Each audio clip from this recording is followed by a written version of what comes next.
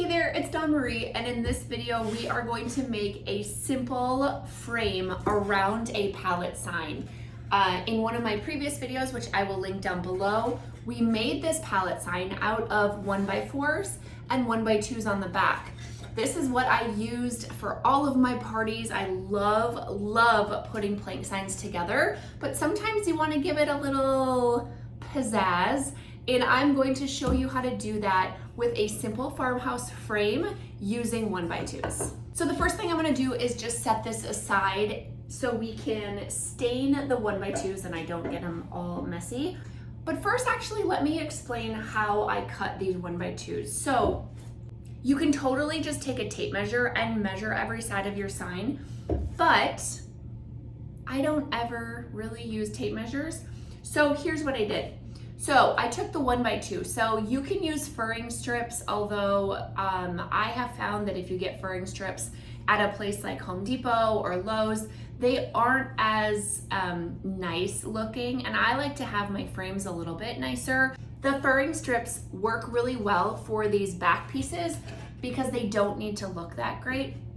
But for a frame sign, you want it to look a little bit nicer. So these are just regular 1x2s, and then I cut them to length. So I got this in a 8-foot length, and then I just used my chop saw to cut them to length. So what I did was I held up the long 1x2 on the side of my sign, and I made sure one side was lined up very, evenly. And then I took my fingernail, you guys could also use, a pencil or a pen, and make a line in the wood on the bottom of the sign. Okay, so then you take it out and you know exactly where to chop it. Now, you would think because the sign is a square that you could just cut these all at the same length, but that is not the case, especially for a frame where you want those pieces to come together. You have to measure every single side. So I did the one side, and then you measure the other side, do the same thing, line up, like the top piece, and then make a mark with your finger or a pen or a pencil, cut it, and then set it aside. And then for the top, so the 1x2s are 3/4 of an inch wide, and here's where you can just do some simple math and add 1.5 inches to your top and bottom pieces, or you can hold them up or have somebody hold them up or set them on a table like this and then measure them across, again by holding it flush on one side and then making a mark on the other side and then cutting it. Or like I said, you could just measure this and then add 1.5 inches, because we want, once these pieces are on, we want the top and bottom to go all the way across, right? We don't want to just end right here because then we have a weird angle at the corners. So it's going to go all the way across, and then you do the same for the bottom. So here's the other thing that I wanted to note. When you nail these on, you can do it like this. See how this is flush with the top of the board or the front of the board, or you can do it where you nail it like up here, and so you have a little bit of a depth on your sign. And I think I'm gonna do it that way. Where I have this up a little bit so it gives it some depth to the sign. So now I'm gonna set my sign aside and we can get staining on these pieces. You could also use a baby wipe. I did do that in the other video as well, but I love the stain, so we're gonna use that. I'm gonna link also my supply list below. You can go ahead and click the link and download that. This is my favorite stain to use at parties. It is the Varathane Fast Dry, okay? That's key. Don't be like me and use regular stain because it's not gonna work out well for you. So I learned the hard way. Normally, you guys, I wear gloves. I couldn't find any because my kids stole them all. So I am just gonna go with no gloves. And you can use a rag too to put your stain on if you would like, but I have found that these 1-inch foam brushes work really well for stain. And so that's what we do. And yes, I do stain at the parties. I am not afraid to get, you know, get a little messy. Although if you do it the right way, it's not a mess at all. I have had so many parties at restaurants, in people's living rooms and all that, and we never ever had a problem with stain.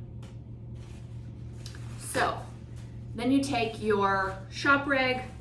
I wouldn't suggest a paper towel just because they're usually not durable enough. This is why I like those shop rags that you can get at any home improvement store or Amazon. They're kind of like a paper towel, but a little bit thicker. So we're gonna wipe that off and then continue to do the other sides. So I'm gonna just do this for the rest of the pieces.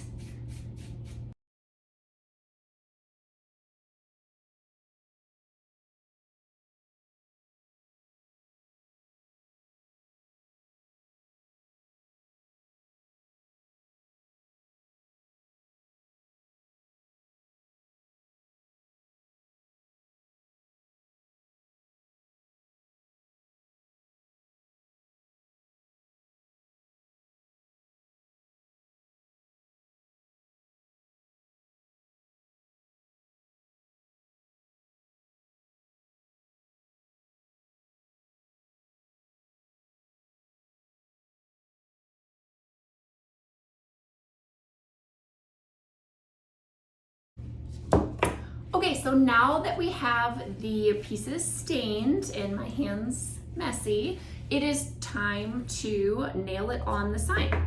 So I'm gonna grab my sign here, and again, you can decide whether you want the pieces flush with the top of your sign, or if you want them up a little bit to give that depth on the sign. It's totally up to you. So I like to do the sides first. You can do the top and bottom first. It doesn't matter at all. And I am going to use my Ryobi brad nailer, which this guy is so nice because it's battery operated and you don't need to carry an air compressor or anything like that to parties. It's just super handy, especially even just around the house and stuff. So this is the side I'm gonna do first. So I'm gonna go ahead and stand it up. And I'm gonna stand up because I can see better. So now, because I want that depth on the front of the sign, I'm going to line it up with the back of the sign so this part is flush, and make sure both of the top and bottom are flush together. And then I'm gonna nail. Now remember, we're going in the side of this that's 3/4 of an inch thick. So we really wanna make sure, you know, we go towards the back instead of the front, because we don't want a nail going through. So I'm gonna get one in the corner to get us started.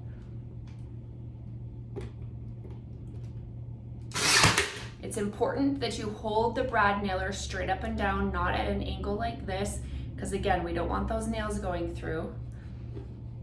And then I'm gonna do the other corner. Now that both corners are done and the frame is secured on, now I can add a couple in the middle.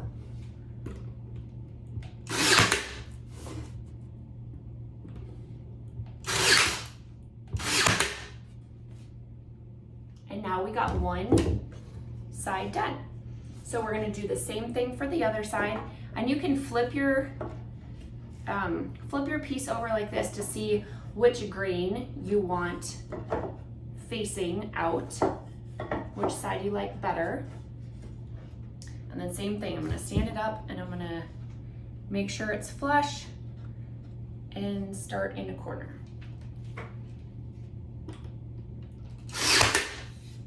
Do the other corner.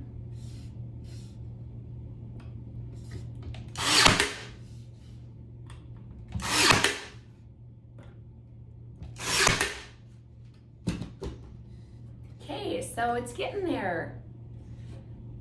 We have our two sides, and now we just repeat the same process with the top and the bottom.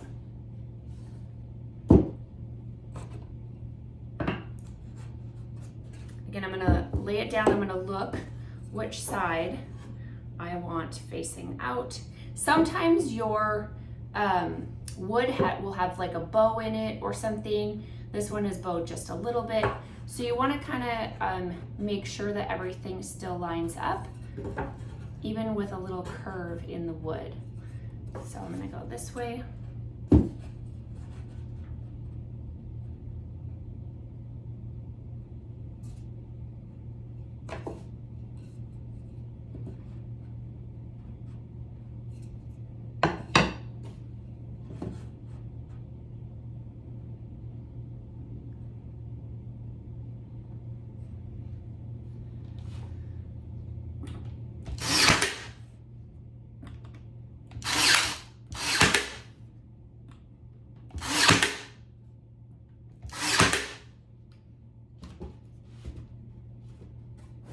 And now for the last piece.